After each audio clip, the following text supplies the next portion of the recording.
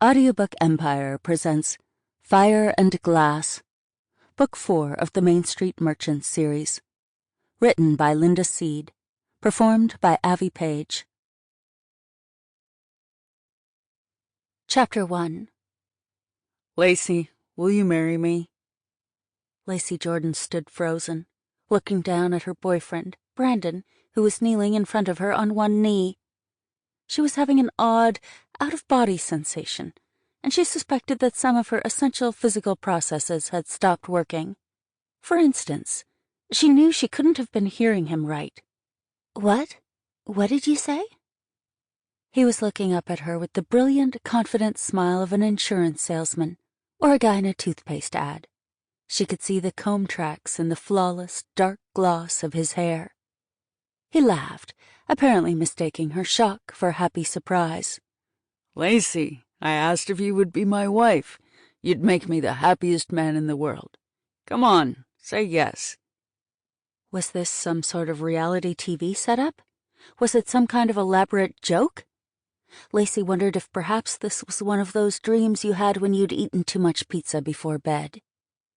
Brandon, Say yes, he said again.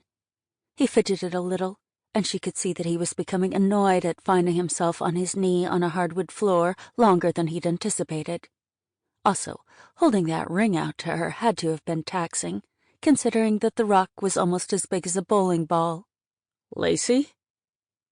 Instead of answering, Lacy imagined how happy her mother would be if she could see this scene. Lacy Jordan had set Lacy up with Brandon, a chiropractor, several months before, after Nancy had seen him for a bout of sciatica.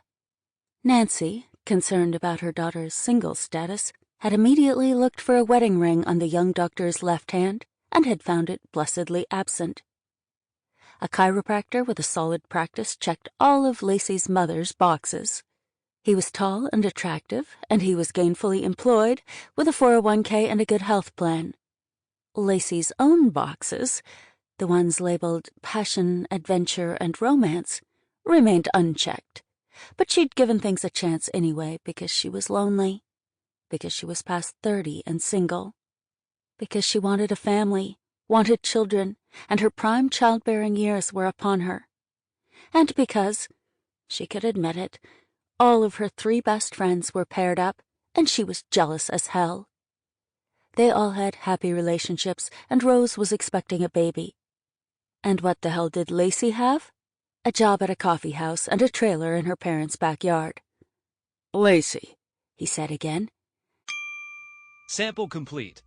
Ready to continue?